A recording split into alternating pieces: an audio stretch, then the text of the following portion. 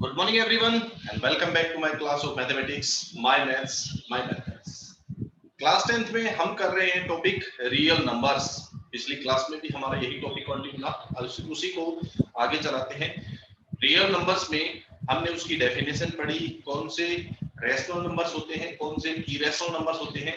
आज हम किसी भी रूट वाले नंबर्स को इरेशनल है या रैशनल है कैसे प्रूव करेंगे, वो चीजें पढ़ेंगे। बट उससे पहले हम एक बार थोड़ा सा दोबारा से रिपीट करते हैं सारा रियल नंबर्स को। रियल नंबर्स के हमारे पास दो पार्ट होते हैं, कौन कौन से? Rational and irrational numbers. Rational numbers कौन से होते हैं? ऐसे नंबर्स जिनको p by q की फॉर्म में लिखा जा सकता है, और इरेशनल जिनको p by q की फॉर्म में नहीं लिखा जा सकता। यहां हमारे पास क्या होते हैं? डेसिमल वाले वो नंबर्स जो डेसिमल के बाद रुक जाते हैं, 0.8, 1.2, -3.8213, या फ्रैक्शन वाले नंबर्स, या फिर कंप्लीट नंबर जैसे 0 है, 5 है, ये फ्रैक्शन 2/3 है, या फिर डेसिमल में वो नंबर जो रुकते तो नहीं है but same term bar bar repeat होती है। ये तो ऐसे नंबर थे जो डेसिमल में कहीं ना कहीं रुक जाते हैं। 0.8, 8 के बाद रुक गया, 1.2 ये भी रुक गया, -3.8213 ये रुक गया। तो जो डेसिमल के बाद टर्मिनेट हो जाते हैं यानी कि रुक जाते हैं, वो रैशनल नंबर होते हैं। उसके साथ साथ जो टर्मिनेट नहीं होते उनमें से भी रैशनल है। कौन से? जो सेम टर्म बार बार रिपीट होती है, जैसे 2.31 31 31 है, या कोई भी ऐसा नंबर, जैसे मान लो आपके पास अगर 0.820820 इस तरह से सेम नंबर बार बार रिपीट हो रहा है, ठीक है, वो नंबर्स कौन से होते हैं? हमारे पास रैशनल नंबर्स होते हैं। ये या तो टर्मिनेट हो जाते हैं, टर्मिनेटिंग होते हैं ये नंबर, और अगर टर्मिनेट नहीं होंगे, अगर नॉन टर्मिनेट है तो वो रिकरिंग होते हैं। रिकरिंग मींस सेम टर्म बार बार ऑकर होती है, बार बार आती है। टर्मिनेट या नॉन टर्मिनेट बट रिकरिंग, ठीक है। नॉन टर्मिनेट अगर होगी तो वो बार बार रिपीट होगी, जैसे कि इसमें देखिए ये टर्मिनेट नहीं हो रहा, डॉट डॉट डॉट चलता जा रहा है, कितना भी लेंथी होगा, तो ये नंबर क्या होगा? Rational number. या फिर जैसे मान लो जिसमें बार होता है ऊपर 1.081 और इसके ऊपर बार हो गया, बार मींस ये नंबर रिपीट होगा, 081 081 081 रिपीट होता रहेगा। तो इस टाइप के नंबर जो है वो हमारे पास रैशनल नंबर्स हो जाते हैं। इनको हम p by q की फॉर्म में लिख सकते हैं, या तो ऑलरेडी गिवन होंगे p by q की फॉर्म में जैसे ये है, या फिर इनको बनाया जा सकता है। दूसरी तरफ है इरेशनल नंबर्स। इरेशनल नंबर्स वो होते हैं जिनको p by q की फॉर्म में नहीं लिखा जा सकता, वो है भी नहीं और उनको लिखा भी नहीं जा सकता। जैसे कि डेसिमल वाले वो नंबर्स जो नॉन टर्मिनेट होते हैं। नॉन टर्मिनेट तो ये भी थे, टर्मिनेट नहीं हो रहा था, यहाँ पे भी देखो ये भी टर्मिनेट नहीं हो रहा, बट स्पेशल क्या है, ये टर्मिनेट नॉन टर्मिनेट अगर थे तो सेम टर्म रिपीट हो रही, बट इसमें नॉन टर्मिनेट है लेकिन सेम टर्म रिपीट नहीं हो रही, चेंज हो रही है। 1.02 था, फिर 002 हो गया, 0002 हो गया, चेंज हो रहा है हर बार। इस टाइप के नंबर क्या होते हैं? Irrational numbers. पाई जो है वो एक इरेशनल नंबर होता है। अब कईयों के दिमाग में आता है कि पाई की वैल्यू 22/7 है ना, यही दिमाग में आता है पाई की वैल्यू तो 22/7 होती है, लेकिन उस हिसाब से ये number p by q form में है तो रैशनल होना चाहिए, है ना। लेकिन this is not the actual value of pi. ये पाई की एक्चुअल वैल्यू, रियल वैल्यू नहीं है, ठीक है। ये सिर्फ एक अप्रोक्सीमेटेड वैल्यू है क्वेश्चंस को सिंपलीफाई करने के लिए, सॉल्व करने के लिए। पाई की जो एक्चुअल वैल्यू है वो तो मिलियंस ऑफ डेसिमल प्लेसेस तक लिखते चले जाओ, बट वो आपकी कंप्लीट नहीं आएगी। मिलियंस ऑफ डेसिमल प्लेसेस तक उसको लिख सकते हैं, यानी कि अगर हम लिखना शुरू करें पाई की वैल्यू तो पूरा एक रूम भर जाएगा लिखते लिखते, बट उसकी वैल्यू कंप्लीट नहीं होगी। एक इरेशनल नंबर है, इसकी कंप्लीट वैल्यू हमारे पास नहीं है, ठीक है। सिर्फ एक अप्रोक्सीमेटेड वैल्यू है क्वेश्चंस को सिंपलीफाई करने के लिए, कैलकुलेट करने के लिए। 22/7 या फिर 3.14 भी ली जाती है कई जगह पे पाई की वैल्यू, बट पाई की वैल्यू एक्चुअल वैल्यू ये नहीं है। डेसिमल में इससे आगे भी बहुत बड़ी होती है, बट डेसिमल की सिर्फ 2 प्लेसेस लेते हैं, क्वेश्चंस को सॉल्व करने के लिए ली जाती है ये value. This is not the actual value of pi, okay.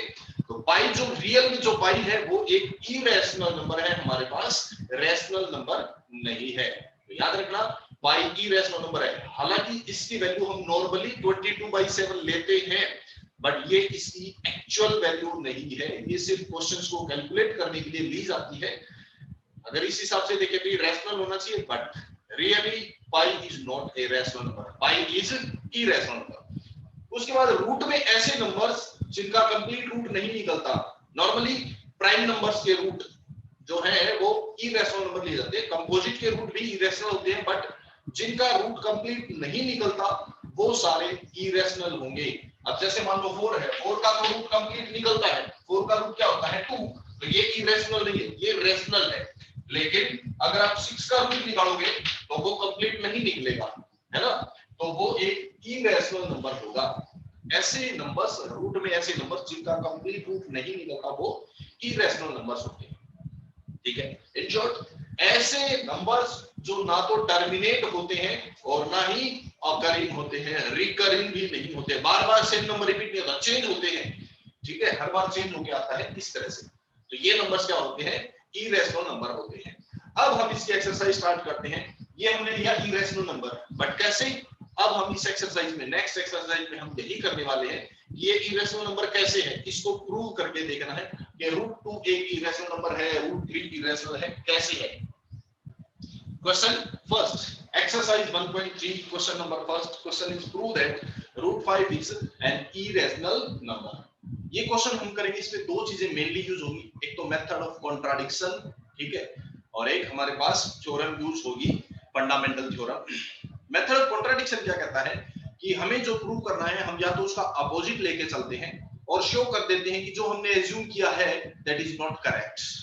हम कुछ एज्यूम करके चलते हैं और उसको सिंप्लीफाई करते हुए हम लास्ट में फाइनल में जब पहुंचते हैं तो हम देखते हैं कि हमने जो एज्यूम किया था वो सही नहीं है, वो गलत है। इसका मतलब ये एक कॉन्ट्राडिक्शन हो जाता है, कॉन्ट्राडिक्ट हो जाता है, अपोजिट, जो हमने एज्यूम किया उसका अपोजिट प्रूव हो जाता है, तो वो जो हमने एज्यूम किया था वो गलत प्रूव हो जाता है। ठीक है, और एक इसमें हम थ्योरम यूज करेंगे। चलिए देखते हैं क्या है। हम क्या करते हैं, इसका अपोजिट मान लेते हैं। हमने शो करना है √5 एक इरेशनल नंबर है, सो हम इसका अपोजिट मान लेते हैं। Let √5 is not irrational number, not irrational number. हमने मान लिया कि इरेशनल नहीं है, हम मान लेते हैं ये एक रैशनल नंबर है।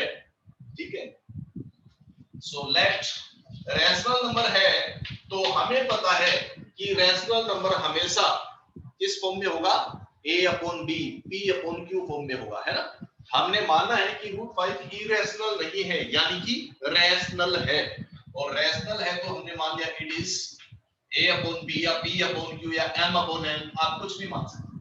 Late √5 is equal to a/b, where क्या होगा, हमें पता है कि b नॉट इक्वल टू 0 होता है, and a and b are coprime numbers. a और b कैसे हैं, को-प्राइम नंबर्स हैं। अब को-प्राइम क्या होते हैं, जब हमने नंबर सिस्टम डिस्कस किया था तब बताया था को-प्राइम नंबर कौन से होते हैं। को-प्राइम नंबर वो नंबर्स होते हैं जो प्राइम तो नहीं है, या हो सकता है प्राइम भी हो या नहीं भी हो, लेकिन एक दूसरे के कंपैरिजन में एक दूसरे के लिए वो प्राइम का काम करेंगे। प्राइम कैसे, जिनमें कुछ भी कॉमन नहीं होगा। जैसे कि मान लो आपके पास 6 और 5 है, जब आप इनके फैक्टर करोगे तो इसमें कुछ भी कॉमन नहीं आएगा, दीज आर कॉल्ड को प्राइम नंबर।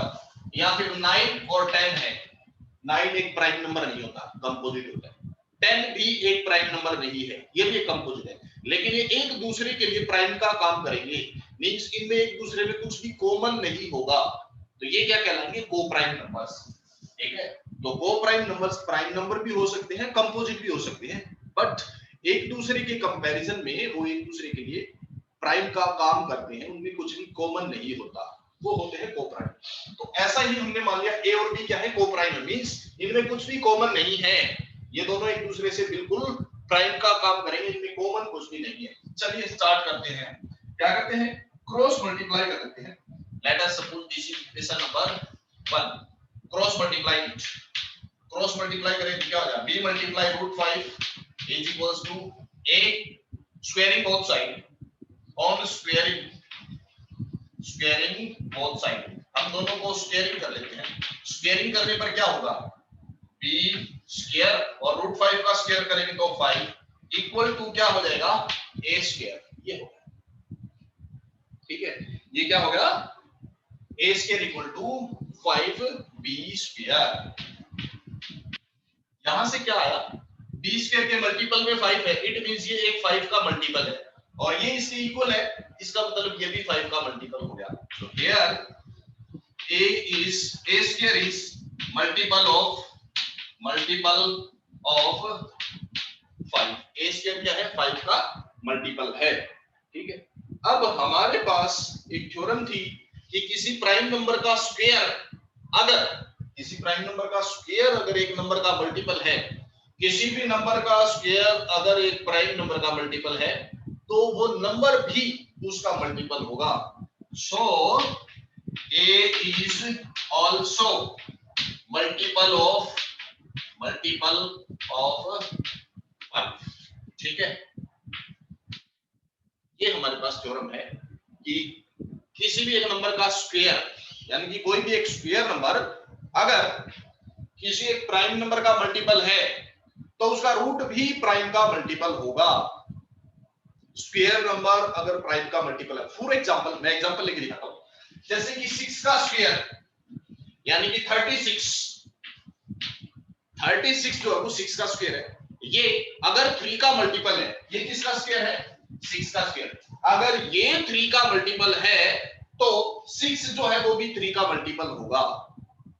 6 का स्क्वायर अगर 3 का मल्टीपल है तो 6 भी 3 का मल्टीपल होगा। 3 क्या है, प्राइम नंबर है ना, तो किसी नंबर का स्क्वायर अगर एक प्राइम नंबर का मल्टीपल है तो वो नंबर भी प्राइम का मल्टीपल होगा। एक और एग्जांपल लेके दिखाता हूं आप लोगों को।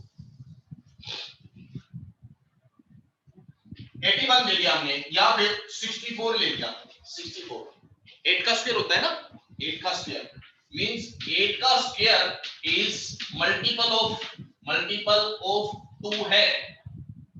8 का स्क्वायर प्राइम नंबर का मल्टीपल है, 2 का मल्टीपल है, इसका मतलब 8 जो है वो भी मल्टीपल ऑफ 2 होगा। किसी नंबर का स्क्वायर अगर प्राइम नंबर का मल्टीपल है यानी कि इससे डिवाइड होता है तो ये नंबर भी इससे डिवाइड होगा। ये हमारे पास थ्योरम है, वही चीज हम यहां यूज कर रहे हैं। अगर a का स्क्वायर 5 से मल्टीपल है तो a भी 5 से मल्टीपल होगा। जो चीज यहां लिखी थी सेम वही चीज हम यहां यूज कर रहे हैं। ये है हमारे पास, ओके। सो a इज मल्टीपल ऑफ 5, हमारे पास क्या है, a जो है वो 5 का मल्टीपल है, तो 5 का मल्टीपल है तो इसकी वैल्यू 5 मल्टीप्लाई में कुछ ना कुछ होगा, है ना। So let us suppose it is equals to 5 multiply c, हमने मान लिया इसको से मींस एज्यूम कर लिया हमने, मान लिया। Late it is equation number 2, ठीक है। ये कोई इक्वेशन हमारे पास नहीं है। a स्क्वायर अगर 5 का मल्टीपल है तो a भी 5 का मल्टीपल होगा, क्योंकि a 5 का मल्टीपल है तो a की वैल्यू 5 मल्टीप्लाई में कुछ ना कुछ होगी, तो 5 मल्टीप्लाई c मान लिया। सो let us put this value of a in equation number 1, put in equation number 1, a की ये वैल्यू हम इक्वेशन 1 में पुट करते हैं तो क्या आएगा हमारे पास आता है 5 into b square is equals to a की वैल्यू क्या है 5c, तो a की जगह पे हम रखेंगे 5c और उसका square. 5 into b square equal to a square क्या है 5 into b square, it is equals to a square, यही हो गया। So this implies 5 into b square equal to, यहाँ 5 का स्क्वायर 25 और c स्क्वायर, इस 5 से ये 25 कैंसिल होगा तो b स्क्वायर की वैल्यू क्या आ गई 5 मल्टीप्लाई में c स्क्वायर, यही आ गई। अब ये सिचुएशन कुछ सेम ऐसी ही बन रही है, जैसे यहाँ पे ये क्या था 5 मल्टीप्लाई b स्क्वायर, मतलब ये 5 का मल्टीपल है और ये इसके इक्वल है तो ये भी 5 का मल्टीपल, सेम वही सिचुएशन यहाँ पे बन रही है। 5 मल्टीप्लाई c स्क्वायर यानी कि ये 5 का मल्टीपल है और जब ये इसके इक्वल है तो ये भी 5 का मल्टीपल होगा। So here b square is multiple of multiple of 5. b square is multiple of 5. अभी हमने जो थ्योरम पढ़ी थी कि किसी नंबर का स्क्वायर अगर एक प्राइम नंबर का मल्टीपल है तो उसका रूट भी प्राइम नंबर का मल्टीपल होगा। तो b स्क्वायर अगर 5 का मल्टीपल है तो सो b is also multiple of 5। b जो है वो भी 5 का मल्टीपल होगा। अब यहां से क्या आया हमारे पास, b जो है वो 5 का मल्टीपल है और यहां हमने देखा था कि a जो है वो भी 5 का मल्टीपल है। So from these 2 points, यहाँ a equal to 5 multiply c था, यहाँ मैंने मान लिया। So we got what we get? इन दोनों सिचुएशन से हमें क्या मिला? We get b 5 का मल्टीपल, a भी 5 का मल्टीपल, दोनों 5 के मल्टीपल है। इसका मतलब इनमें 5 जो है वो कॉमन फैक्टर है ना? So we get a and b have 5 as a common factor। Common factor a और b दोनों में एक कॉमन फैक्टर आ गया। याद देखिए हमारे पास क्या था, 5 इज मल्टीपल, a इज मल्टीपल ऑफ 5, यानी कि a का एक फैक्टर 5 होगा और वही चीज यहाँ पे आई है, b का एक फैक्टर 5 है। a का भी 5 फैक्टर है और b का भी फैक्टर है, दोनों का फैक्टर मींस 5 कॉमन हो गया ना। we have a and b have 5 as common factor, दोनों का कॉमन फैक्टर 5 है। लेकिन हमने तो एज्यूम किया था कि a और b को प्राइम है, हमने एज्यूम किया था कि को प्राइम यानी कि इनमें कोई कॉमन फैक्टर नहीं है, हमने तो ये माना था। जबकि यहां आ रहा है कि कॉमन फैक्टर है, इसका मतलब ये कॉन्ट्राडिक्शन हो गया, जो हमने माना था उसका अपोजिट हो गया। Which is contradiction? Which is contradiction? क्या है? कॉन्ट्राडिक्शन है। कॉन्ट्राडिक्शन मतलब जो हमने एज्यूम किया था उसका अपोजिट आ गया है, और कॉन्ट्राडिक्शन इसका मतलब हमने जो एज्यूम किया था वो गलत था। So what we have assumed that root 5 is not irrational, ये गलत है। इसका मतलब root 5 क्या होगा? रैशनल होगा। So root 5 is rational number, is rational, sorry irrational number। हमने क्या किया था, ये not irrational एज्यूम किया था, बट जो हमने एज्यूम किया था वो रॉन्ग प्रूव हो गया। तो ये क्या बन गया? एक irrational नंबर बन गया। एज्यूम किया था root 5 is not irrational और हमने फाइंड क्या किया, पाया क्या? ये एक कॉन्ट्राडिक्शन है, मतलब ऑपोजिट है। इसका मतलब जो है हमने एज्यूम किया था वो गलत था। तो सही क्या होगा? रूट 5 इज इरेशनल, ये हो जाएगा। यही हमने प्रूव करना था, हेंस इट इज प्रूव्ड, ये हो जाएगा। तो ये मेथड है किसी एक रूट में अगर हमारे पास कोई नंबर है उसको इरेशनल प्रूव करने का, किसी प्राइम नंबर के रूट को इरेशनल प्रूव करने का ये मेथड रहेगा। ठीक है, अच्छे से देखिए इसको क्वेश्चन को, उसके बाद हम करते हैं नेक्स्ट क्वेश्चन। इसमें और सिचुएशंस भी आ सकते हैं, यहाँ रूट 5 की जगह पे रूट 2 आ सकता है, रूट 3 आ सकता है। तो इसी तरह से हर एक चीज में यही आएगा। अगर रूट 2 है तो ये रूट 2, ये रूट 2 का स्क्वायर करें तो यहाँ 2 आ जाएगा, तो मल्टीपल ऑफ 2 बन जाएगा उस केस में। अगर रूट 3 दे रखा है तो यहाँ रूट 3, ये 3 होगा तो यहाँ मल्टीपल ऑफ 3 आ जाएगा, बस इतना सा चेंज होगा, बट प्रोसेस सेम वही होगा। ठीक है, next second question, prove that 3 + 2 root 5 is irrational number. ये हमने प्रूव बताया। चलिए स्टार्ट करते हैं हम। Let 3 + 2 root 5 is not irrational number. हमने मान लिया ये इरेशनल नंबर नहीं है, let it is not irrational number. Then so अगर ये इरेशनल नहीं है तो ये क्या होगा? 3 + 2 root 5 will be equal to a/b। इसी फॉर्म में होगा, सेम वही प्रोसेस चलेंगे, where a and b are coprime number, वही चीज चलेगी। चलिए अब इसको आगे कैसे सॉल्व करेंगे? अब यहां से हम रूट 5 को अकेला रखेंगे, बाकी चीजें 1 by 1 उधर ले जाएंगे। So we have 2 root 5 equal to a/b। 3 को राइट साइड ले जाएंगे, पॉजिटिव था क्या हो जाएगा? Negative, means 2 root 5 is equals to LCM b is LCM, b से b कैंसल आउट, यहाँ a बचेगा और 3 से मल्टीप्लाई होगा तो 3b. Taking these two on the right side, we got root 5. Root 5 is equals to a minus 3b upon 2b. ये बन गया है ना, यहाँ से root 5 is equals to a minus 3b upon 2b. Now we can see that left hand side is irrational number. root 5 irrational होता है ना, we know that root 5 is irrational, जैसे अभी अभी प्रूव भी किया था हमने. So here we have left hand side is irrational number, irrational, but right hand side क्या है, right hand side is rational number. right hand side में हमारे पास क्या आ रहा है, rational, जो कि कॉन्ट्राडिक्शन है, हो ही नहीं सकता. एक ही नंबर में एक साइड रैशनल और एक इरेशनल, दोनों इक्वल कैसे हो सकते हैं? अगर ये दोनों इक्वल है तो या तो दोनों रैशनल होने चाहिए या दोनों इरेशनल होने चाहिए. एक इरेशनल और एक रैशनल तो इक्वल हो ही नहीं सकते. इसका मतलब ये क्या हो गया, contradiction, which is contradiction, which is contradiction. ये क्या है, कॉन्ट्राडिक्शन. और कॉन्ट्राडिक्शन इसका मतलब हमारी अजम्पशन क्या है, रॉन्ग, गलत है. हमने जो एज्यूम किया था वो गलत था. So our assumption is wrong, assumption is wrong. क्या हो जाएगा, हमारी assumption हो जाएगी रॉन्ग. assumption रॉन्ग होने का मतलब हमने एज्यूम किया था ये नॉट इरेशनल, वो रॉन्ग हो जाएगा. तो we have, so we can write 3 plus 2 root 5 is irrational. क्या हो जाएगा, ये एक irrational नंबर हो जाएगा. तो ये हमारे पास हो जाता है प्रूव. सेकंड क्वेश्चन प्रूव है.